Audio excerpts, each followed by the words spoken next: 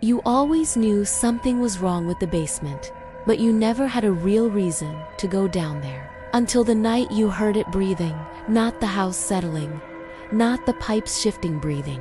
Slow, heavy, deliberate breaths rising from the darkness beneath your feet. At first, you thought it was in your head. You held your breath to listen, and in the silence, you heard it again. An inhale, long and deep, like the basement itself was filling its lungs. And then an exhale that made the door vibrate against its frame. The next morning, you convinced yourself it was nothing, but the sound came back every night. Always at the same time, 3:12 a.m. It didn't matter if you were awake or asleep. The moment the clock hit 3:12, the basement would inhale, and the air in the house would shift as if something enormous had just awakened. Sometimes the door would rattle, sometimes the light bulb in the hallway flickered, and sometimes the breathing seemed a little closer than it should be.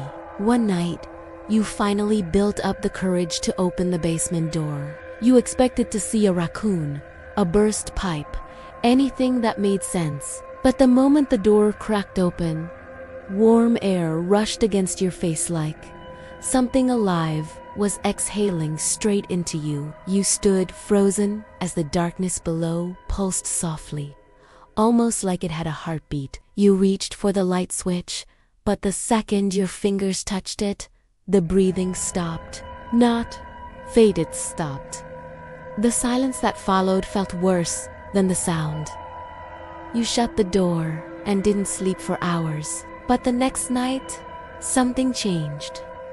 The breathing started earlier and louder. You could hear it from every room, like the whole house was echoing the sound. The walls seemed to expand with every inhale, the floors vibrating with every exhale. And then, for the first time, you heard something else.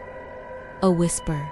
A voice buried inside the breathing, as if the basement was trying to form words. You pressed your ear against the door, heart pounding, and the whisper rose again, dragged out, but unmistakably speaking your name. You ran, but the house trembled behind you with each breath, faster and faster, as if something was climbing the stairs. You could hear it reaching the top step. You could hear the floorboards bend. And then, the breathing stopped. The house went dead silent. You didn't open the basement door again. Not after that.